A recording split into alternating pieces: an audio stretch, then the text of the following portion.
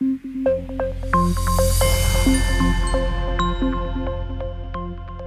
and welcome back to The Effect. We're moving on from difference and differences to now talk about an entirely different class of approaches to causal inference.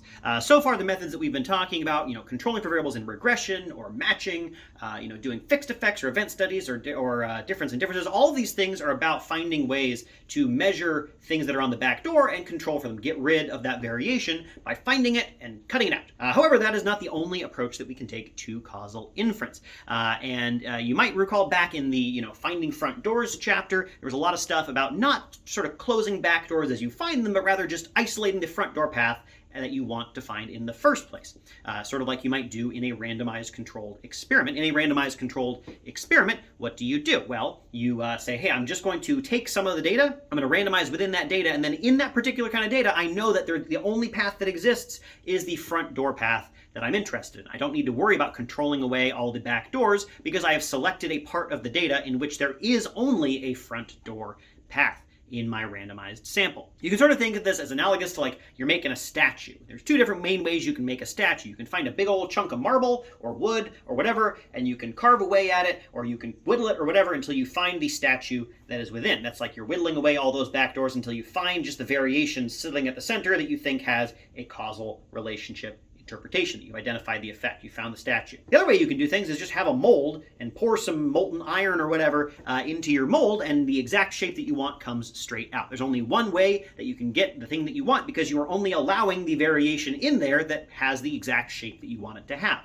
That is a form of finding a front door. So aside from doing a randomized controlled experiment, which would be great, but you can't always do, what is a common way of trying to find a front door? Well, that brings us to instrumental variables. Instrumental variables is basically the exact same idea as running a randomized controlled experiment, except that we do not actually get to randomize it or control it.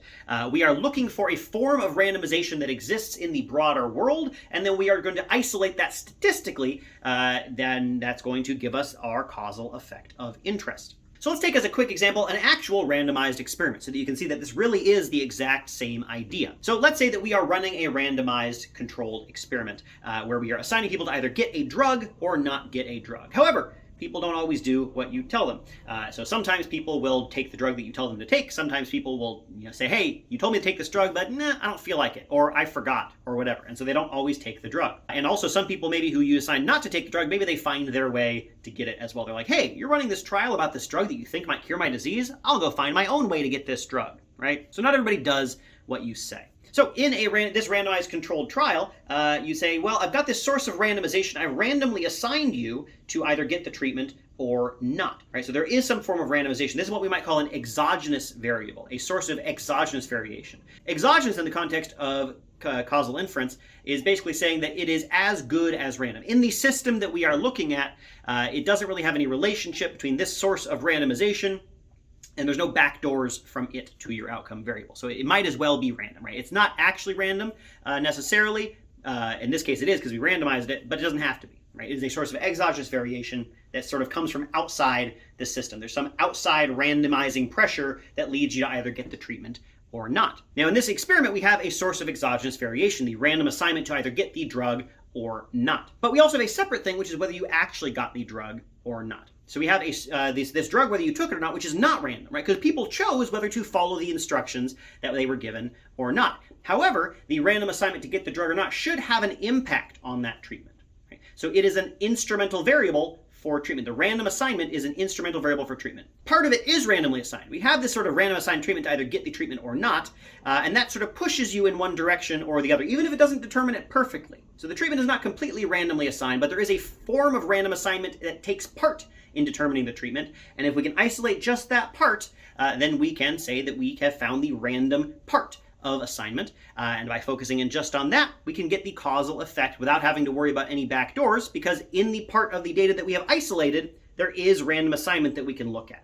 So how does this actually work? Well, it's sort of like the opposite of controlling for a variable. When we want to control for a variable, we say, hey, there's a backdoor between the treatment that we have and the outcome. There's some alternate explanation of why these two things might go together that does not reflect my causal explanation of interest. In the case of an instrumental variable, I have a source of random assignment to your treatment. And so that is the only source of variation that I want to isolate. So I'm going to do the exact same thing that I would do with a control variable, except backwards. I'm going to see what I can predict with the randomized variable, with my instrumental variable, and I'm going to get rid of all the other variation. Unlike with a control variable, I see what I can predict with my control variable and I subtract that out. This time I'm going to see what I can predict with my instrumental variable and just keep that. Here are some graphs that demonstrate how this works. So in this case, we've got a treatment X, a continuous treatment. We also have a continuous outcome Y. I want to know the effect of X on Y. And I have an instrumental variable, Z, that in this case, for simplicity's sake, only takes two values, 0 and 1. It is binary. And let's say that Z is effectively randomized. It's a source of exogenous variation. It's completely unrelated to Y. It's from outside the system, except for the fact that it helps determine how much treatment X you get. So if we look at the raw data, we can see that there is a relationship between X and Y, but it's sort of a random cloud. There's not a whole lot going on there. But we can also see that the clusters for Z equals 0 and Z equals 1 are not really overlapping. We have some of those blank circles over there to the bottom right and some solid circles to the top left. So clearly Z is related to X in that the Z values with the blanks tend to be a little bit further to the right. Z values with the solids tend to be a little bit further to the left.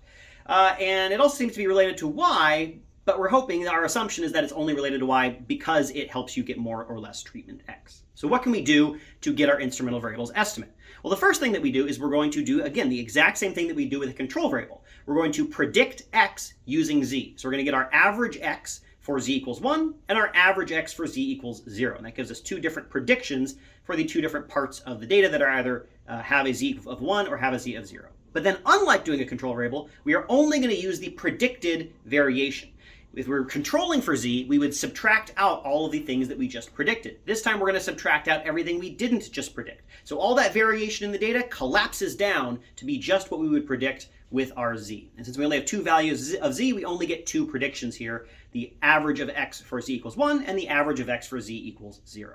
Then we're going to do the exact same thing with Y. We're going to see what part of Y we can predict with Z. We're going to predict with Z equals 1 and B equals 0. Again, since we only have two values, we're just getting the average Y for Z equals 1 and the average Y for Z equals 0. And then we will collapse everything down to just those 2 points.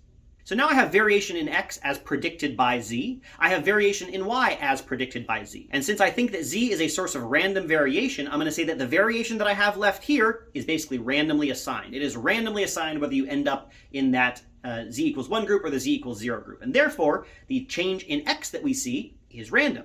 And therefore, the change in Y that we see is also randomly determined by your treatment X. So if I draw a line between those 2 points, that shows me the relationship between the random part of X and the random part of Y. This is the relationship that I get that has a causal interpretation. I can say that this reflects the effect of X on Y. By increasing X from that first value to the second value, I decreased Y from that first value to that second value. And therefore, I can say that X decreases Y causally. Now, of course, for all of this to work, there are some assumptions that need to be in place. The two big ones are called relevance and validity. Relevance just says that in the step where we are using Z to predict X, there's actually some good prediction going on. Z is actually a good predictor of X. It doesn't matter if Z is an actually randomized variable if it doesn't determine X in any way. When I'm isolating just the part of X that I have explained with Z, well, there better be some variation left in there. If Z doesn't really do anything to tell me what your value of X is, then there's simply no variation left to study. So it needs to be the case that Z is actually a good predictor of X. That is the relevance condition. In addition, and the more difficult one, and we'll have another video on this later, is the validity assumption. Validity is saying basically that Z is indeed a source of exogenous variation. That Z is randomly assigned in some way, or at least it's randomly assigned after we add some other control variables that account for any backdoors between Z and the outcome. So this validity assumption makes clear that we still have to worry about backdoors, right? Instrumental variables is not a completely get out of jail free kind of card.